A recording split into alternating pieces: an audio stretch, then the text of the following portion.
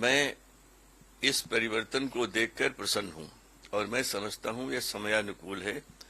और जैसे पाठ्यक्रम या पाठ्य पुस्तकों में गतिशीलता दिखाई देनी चाहिए, समय के साथ जो आवश्यकताएं बदलती हैं उनका उसमें समारूप होना चाहिए, वो किया गया है।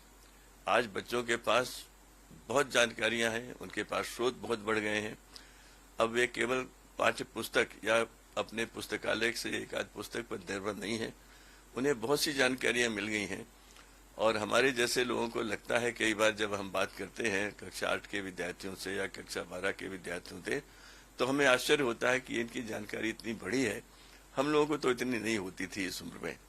एनसीईआरटी के विद्वान लेखकों को या उससे जुड़े हुए जो बाहर के लोग हैं उनको मैं बधाई देता हूं कि उन्होंने एक बड़े महत्वपूर्ण मोड़ को उभारा है और सही उम्र में उभारा है, क्योंकि भारत के संविधान के बनाने वाले प्रमुख व्यक्तियों में बाबा साहब अम्बेडकर और संविधान सभा के अध्यक्ष डॉक्टर राजेंद्र प्रसाद जी का नाम लिया जाता है।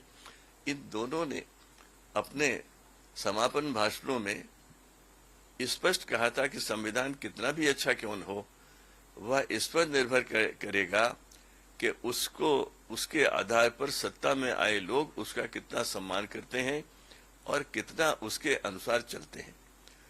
इसका हमें एक ऐसा उदाहरण मिला है जो आज तक जिसका दूसरा कोई अच्छा हुआ नहीं हुआ, लेकिन संविधान को पूरी तरह से ध्वस्त कर दिया गया, उसके महत्व को समाप्त करने का प्रयास किया गया।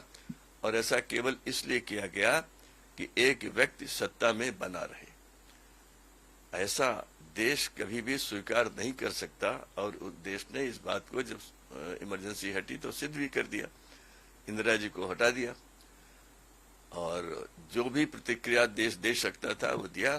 उसमें एक बड़ा ही सकारात्मक बिंदु निकला कि देश का मतदाता उस समय तक पूरी तरह से मैच्योर हो चुका था।